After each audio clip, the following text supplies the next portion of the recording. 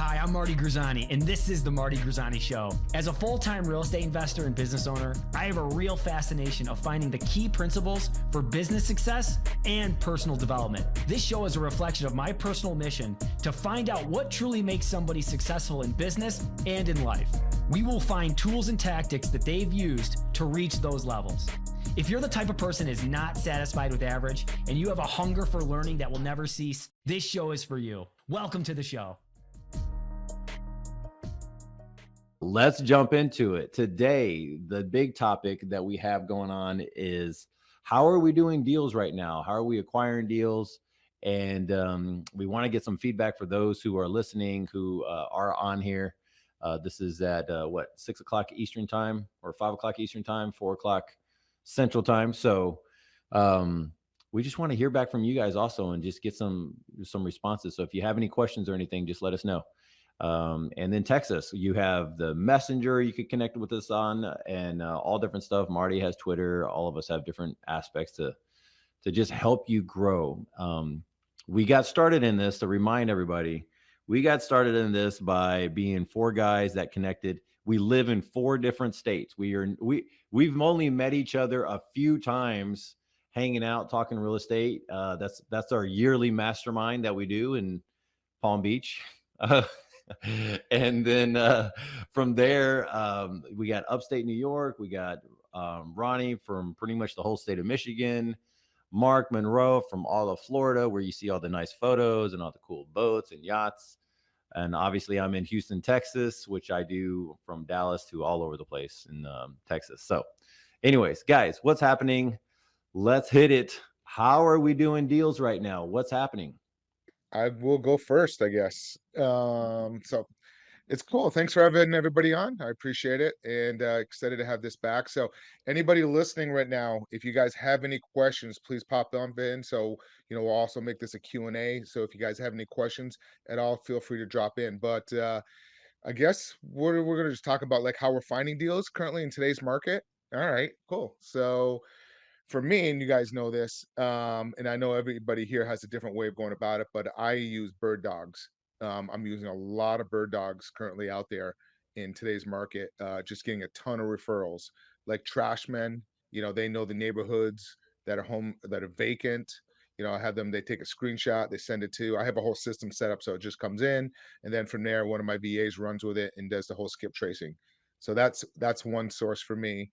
And I would say where I get my best sweet deals and my home run deals, hospice nurses. That's where You're going for those nurses, huh? What's that, Gabe? So you're going for those nurses, huh? I shouldn't laugh, but it does. I have one right now that we're actually doing up in New England. And nice. We're closing it at the end of the month. And on that particular one, I'll talk real quick and then I'll go to Marty. So on that particular one, it's a husband and wife. They're both elderly. He is ill and she's a little bit too elderly to take care of him. So they have to move in with a daughter, and the daughter lives a little bit more than 3 hours away. And they've owned the home for 38 years. And it's just so much for them to get the house ready to put on the market, the list with a realtor. So they reached out to me and I went through it. I said, hey, you know what? Just take what you want and whatever you don't want, just leave behind. And this actually has happened a few different times. Leave behind what you want. And they left so much behind. The cable modem, the cable, the modem, TVs, the holiday dishes, everything was left. So I structured that through a seller financing with a 7-year balloon, and we set up the note that it's going to be in a trust. So if anything happens to her, it goes to the heirs. And I also set it up with 2 months with no payments at all. So that's just an example of one of mine that I'm doing. But let's jump over to Marty. Yeah, good to see you guys. Happy to be back. And like Gabe and Mark and Ronnie said, feel free to ask questions. But how are we finding deals? We're a couple different ways.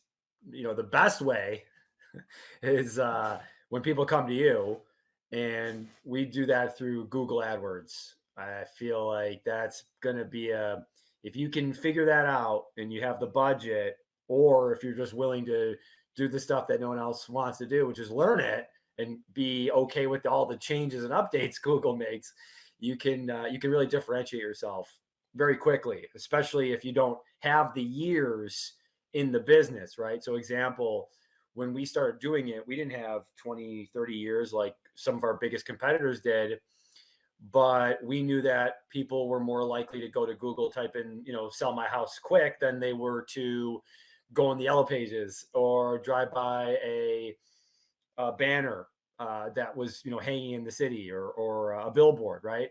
So that's a really nice way of doing it. You can do it through Facebook. There's a lot of different ways that people have gotten ads. We do them, or have gotten success through ads, and we've done it through Google Ads, and it's still our best. Really is.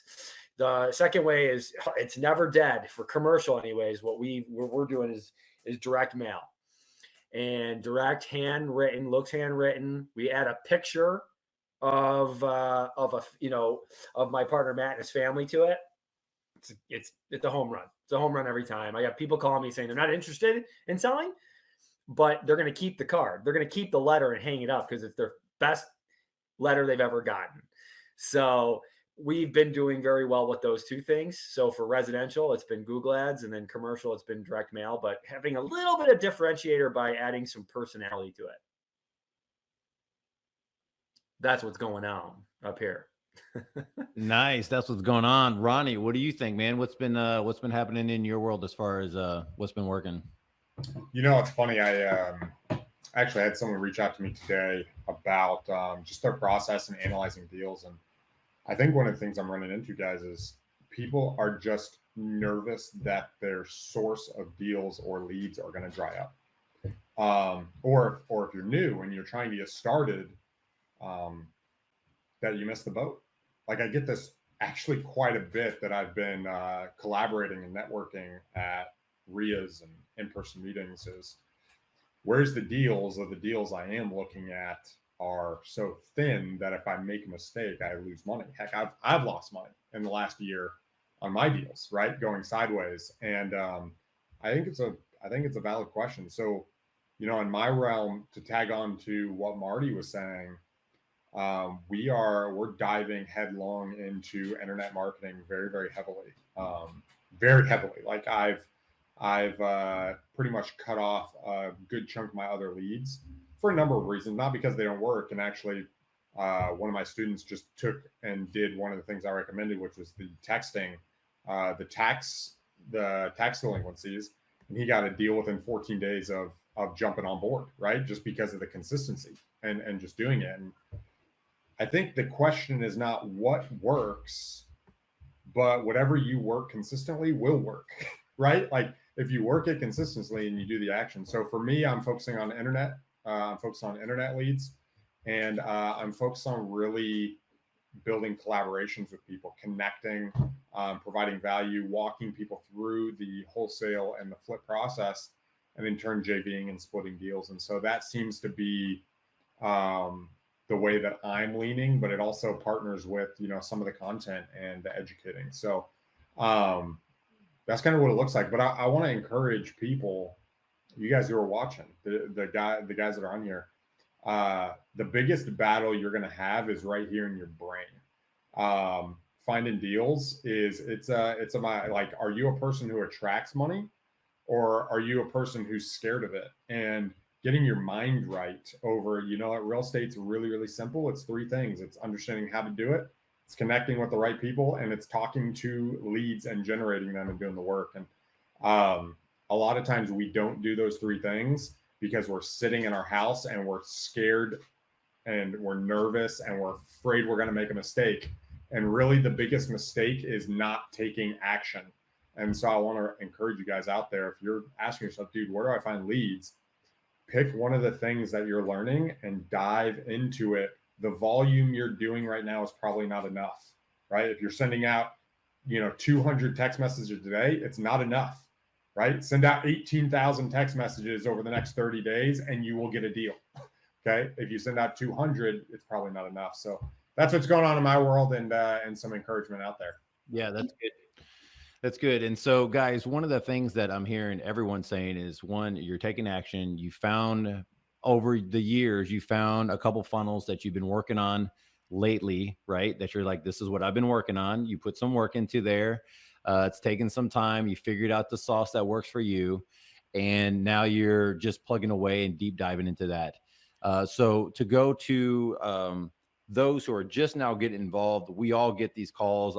I really like talking to people that are like, hey man, I have some money, I got capital, I have something that I need to do. I need to put something to work, or maybe I got a second gig, I got time to invest in real estate. The first steps that I normally help people get into is just the simplest things is go to your backyard, pick out 200 houses, drive around the neighborhood, pick out 200 houses that just look rough. I think driving for dollars for the stuff that I do is probably the simplest things. This is basically anywhere in Texas, all right, that we could do that in. I think in some of the areas, maybe not Mark's area, but in some of the other areas, definitely if you're in a neighborhooded area or you get to areas where there's neighborhoods, it's one of the easiest things to do. Find the neighborhood that might be around for 10 years or older. If you want to get just a quick start, find neighborhoods that have been around for a while, not the new build neighborhoods. And we have tons of those in Houston metro area, guys. They're all over, and those in Houston know that. So do that, pick out 200, skip trace them, send them letters, and call them right away. It's pretty simple. I know a lot of us do text messaging, and I know Michael on here was talking about text messaging. Is there anything else that you guys are saying for like a newer folk who was like, hey, I just need to get my pipeline full? And I think that's one of the things, right, Ronnie, that you're talking about is like, how do I get my line? How do I get this basket full of deals? Right. Yeah. Even if they're not deals, it just, that the momentum is happening. Back at Chase, when I worked in the investment world, we used to say we need butts and seats, right? We need people in front of us. And if we got people in front of us, we can pitch them. And out of so many of those people, we're going to get a deal. And so a lot of that's just filling that up, because real estate is a pipeline business, right? If you stop what you're doing today, or you get a deal and you don't do any work for 45 days, you're not going to have a deal for probably 90 days. So another really amazing thing that I've found as I've jumped in and really started helping more people is there's two questions when people get started. Question number one is, how do I create leads in my system? Well, once people actually do the work to create leads, the second thing that happens is, how do I talk to these people? And when I talk to them, a huge portion of them will immediately discredit you or discard you. And they'll say, I'm not interested, right? And then there's this, almost this, think of it of being like bloated in your stomach, right? You feel bloated with this pipeline of leads that you don't know what to do. You know there's deals in them, but I got 730 leads that I've touched base with over the last year that I need to work through. Heck, I have this, right? And so what I've found is that being able to go to people who are finally generating or trying to generate have a problem talking to individuals. So I've been offering to negotiate on their behalf if they'll open up the conversation for me. Hey, would you be interested? Hey, are you thinking about selling? What, all of that, and then being able to jump on the phone. And so, guys, there are so many people who are generating leads and paying for money, and they're not actually following up with them. And so if you're a new guy and you don't have any money and you can't generate leads, but you're like willing to get on the phone and talk, go around and find 2-3 wholesalers literally every week until you create some good relationships that'll let you work their old follow-ups and split those deals. Even if you give them 60% of the deal or 70% of the deal, you can get 30% of a wholesale deal that might be $30,000 by working someone else's leads because you're willing to make the calls and they're just sitting in the bucket of someone else. That's something people are coming to me like, what do I say, right? What do I say for owner financing? What do I say to get this guy deeper? What do I say when I'm offering a novation? Like, I don't know what that looks like. Ronnie, can you come help me? Then we jump on a 3-way. We're on the phone for an hour. We negotiate 3 owner finance deals, and we're doing a deal together. That's another just direction when you're talking about building this stuff up that I'm seeing right now that is actually a huge source for me, People are like, Right. hey, can you jump on the phone? Yes, I'll jump on the phone. And Marty, I know you're big on that too. What do you have to say about that? Are you running into similar things, or what? Where are you coming out in your market? Yeah, dude, you're right on. I mean, Ronnie's always right on. That's the right approach for sure. And by number one, just like you said, hopping on the phone. You kind of have to look at yourself as an investor, where you're coming from, right? And that's number one is like, okay, do you have time or do you have money? Because I could show you some cool tricks to either one. And what's your level of discomfort? Right? So a lot of money and very simple, and a lot of comfortability is with like the Google ads, right? Because they're coming to you and they give you a whole breakdown of why they're selling and how much. And those are really good, but they're expensive. Or are you willing to hop in your car and drive and look at, like what Gabe was saying, and drive around and find that property that hasn't been mowed yet? At least here in upstate New York, right? It's been a frost till May. So you finally find that lawn that's, up to your eyeballs. That might be a good lead, but then you got to look it up and then, find out the phone number and all those things. And that's going to take time. So it doesn't really cost a whole bunch, but it costs you in time. So yeah, I think that's great. I think it's a great analogy, but definitely, information, but definitely get on the phone, get on the phone. And, I think I've said this before, but you don't want to wait around for a deal, or you don't want to wait for an opportunity. So you want to make an opportunity. That's by hustling, right? And we talk about hustling and getting after it. That's the stuff like driving for dollars. That like Gabe said this, I find 200 houses. The majority of people won't even do that, let alone look them up, right? So, just, hey, what's the plan today? I'm going to find 10. Don't do 200, right? I mean, I know what Gabe was talking about. Do 10. Do 10 for the week. I'm going to find 10 properties. I'm going to write them down. All right, after I write them down, now what? Well, after you do that, now go on the county record and look up who the owner is. Okay, did that. Okay, now, so like try to cut it up into sections and make it a little bit more digestible. But I think that's a really great way to start and get it going and getting your pipeline going for new people. Mark, what is something that, and we have a lot of stuff going on, and you talk to tons of people that you JV with leads and stuff. What is something that you're helping them with for like newer leads, newer deals that are coming in? Because I know you work with a lot of people that are kind of in their first year of investing.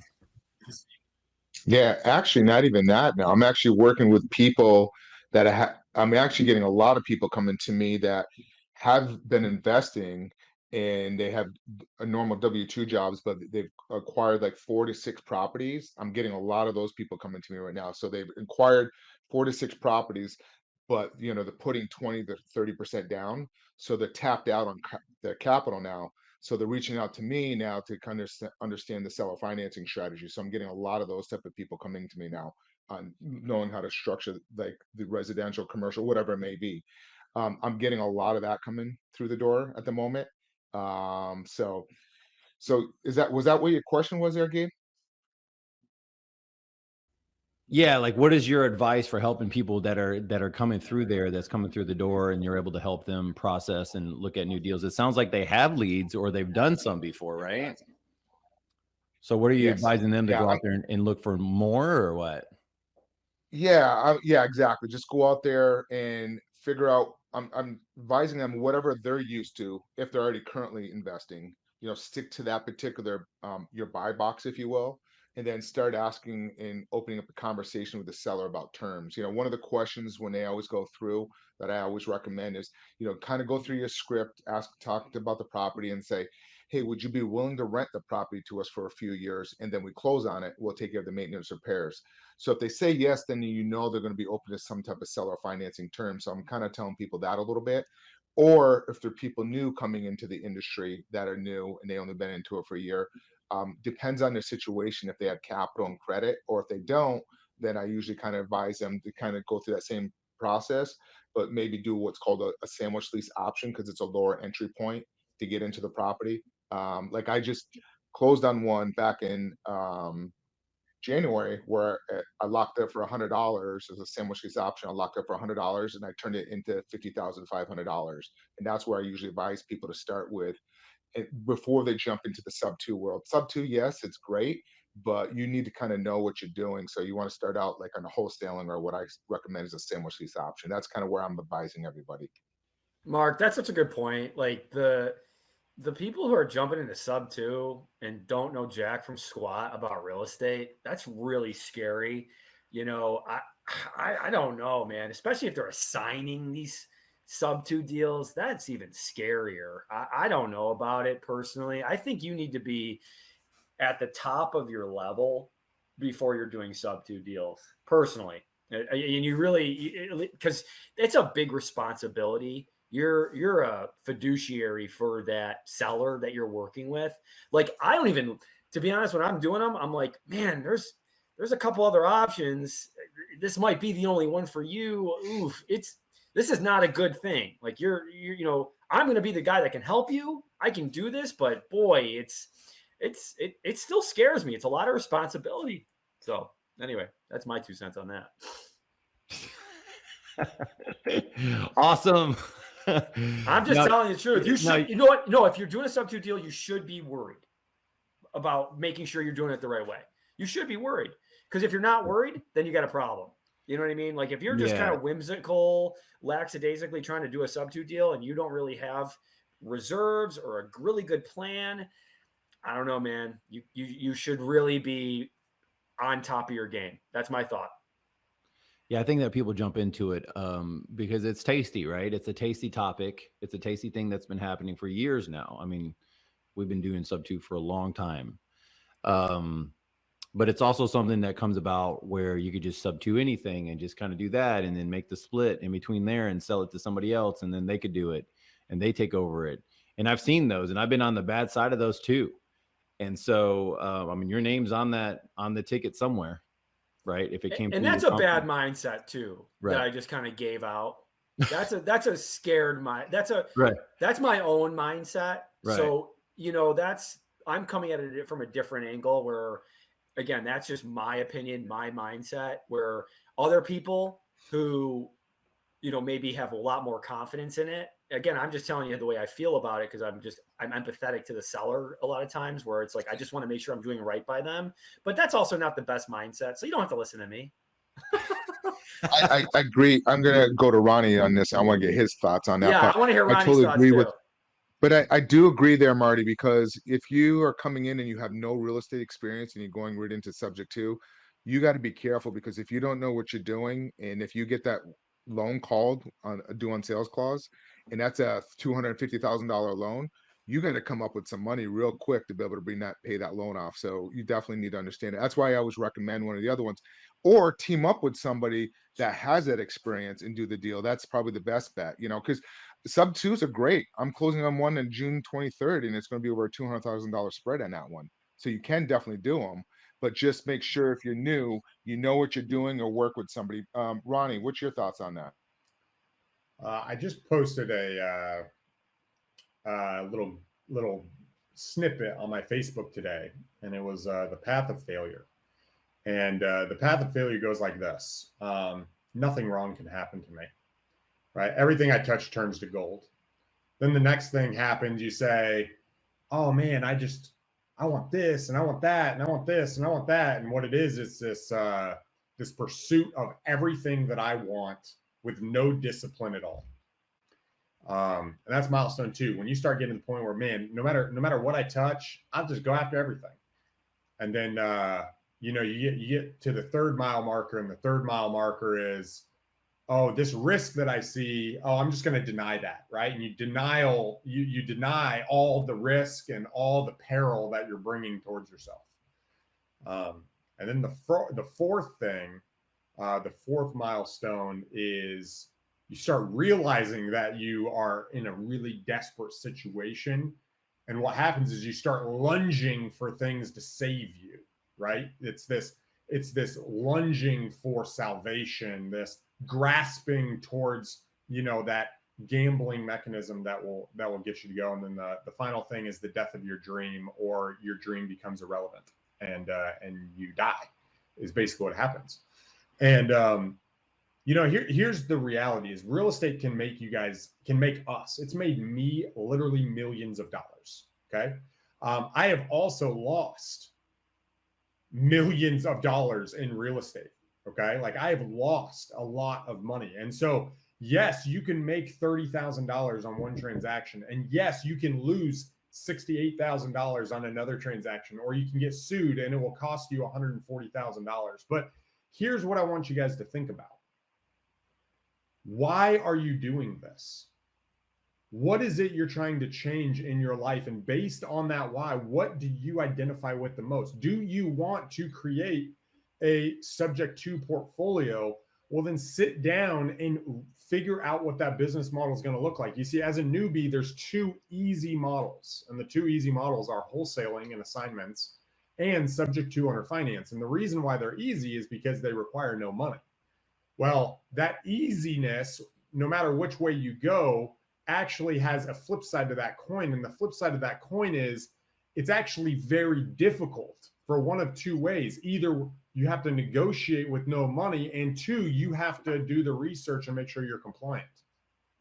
And so if you are willing to do the work and you're willing to get people on your team to cover your ass on the back end, then go and do it, right? And do it in a very positive way, because that very positive way will actually make you a lot of money. And it will take you from being this guy who's timid to stepping in the marketplace and saying, yo, come to me, because you have the moral authority of knowing you're doing it right.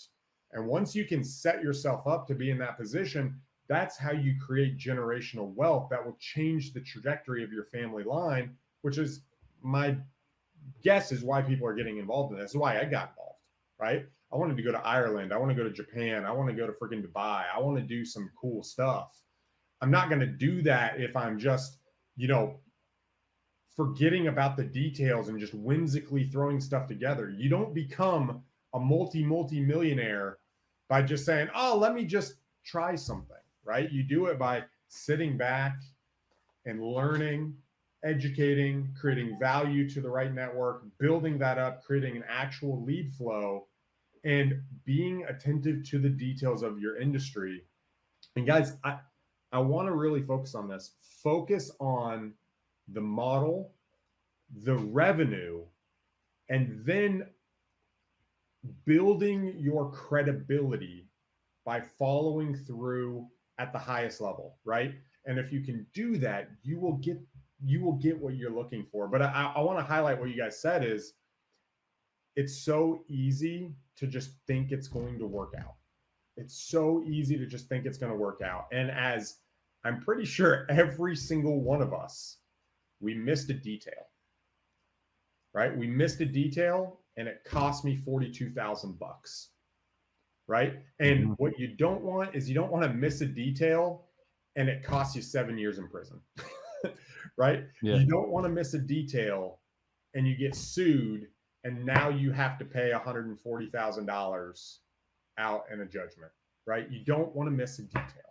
I didn't want to miss any of these details. And the detail I didn't miss is that the numbers seem very exact for a reason. These aren't just made up numbers that Ronnie's just saying out loud. But here's the truth. Here's the truth.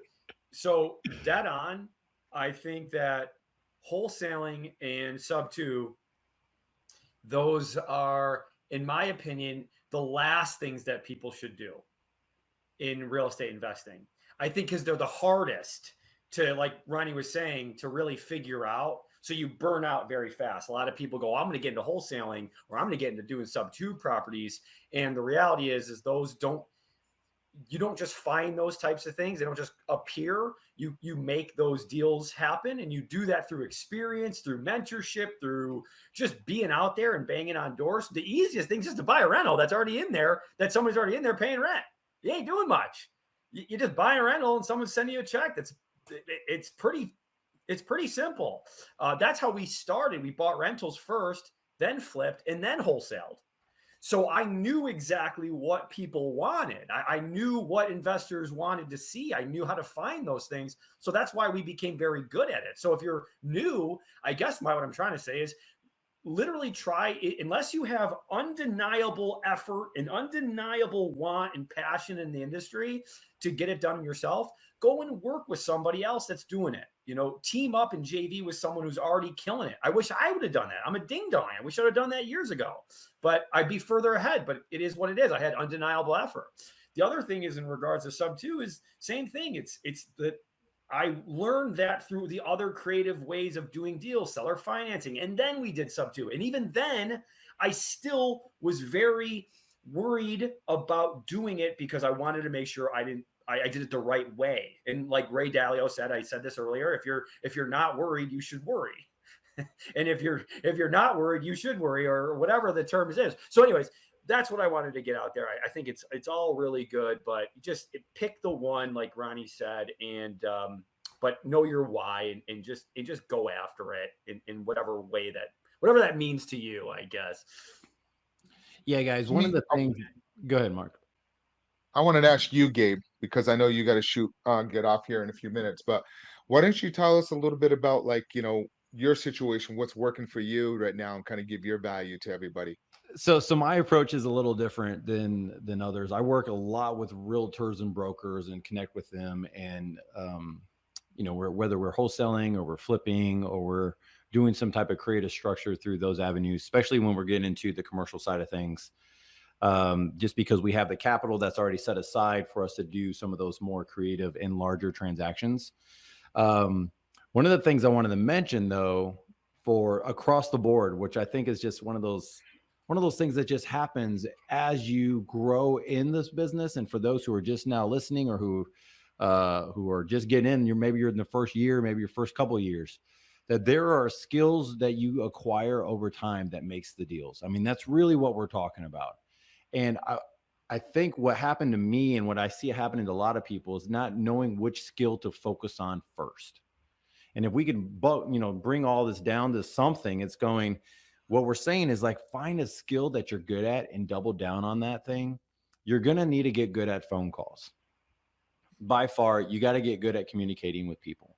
So pick up 5 books, pick up one at a time, obviously, but get to a point where you're like, okay, I want to read at least 5 books by the end of this year about communication or negotiating or sales or persuasion or something like that.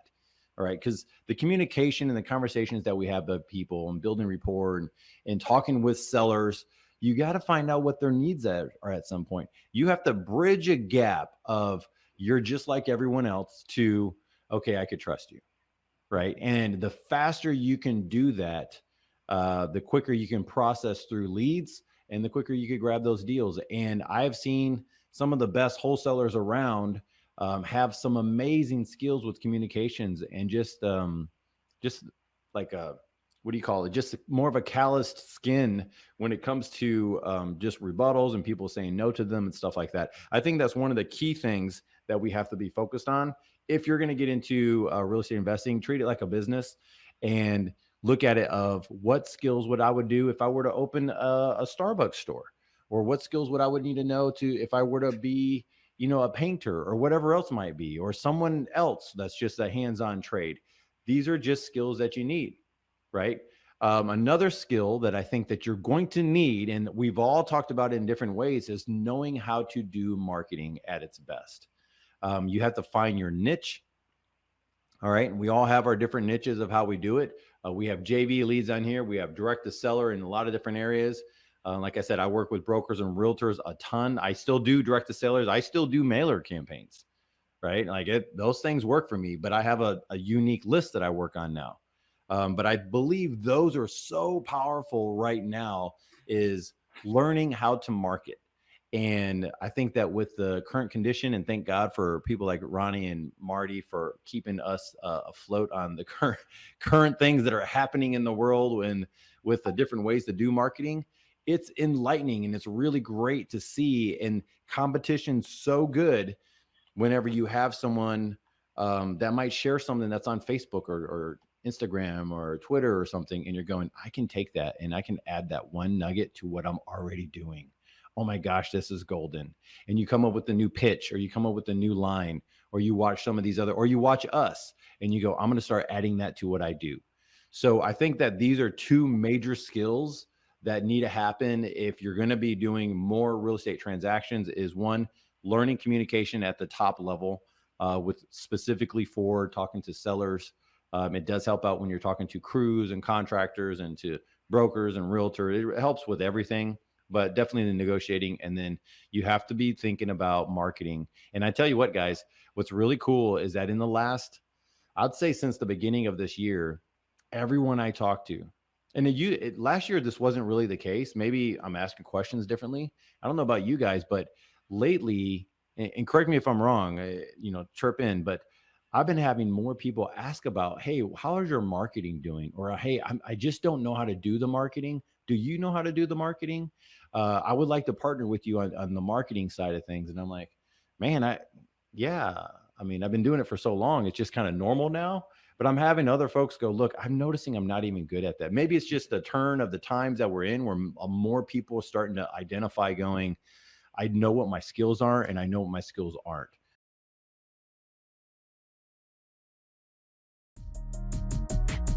Thank you for tuning into the Marty Grizzanti Show. If you're listening on Apple Podcast, leave us an honest rating and review.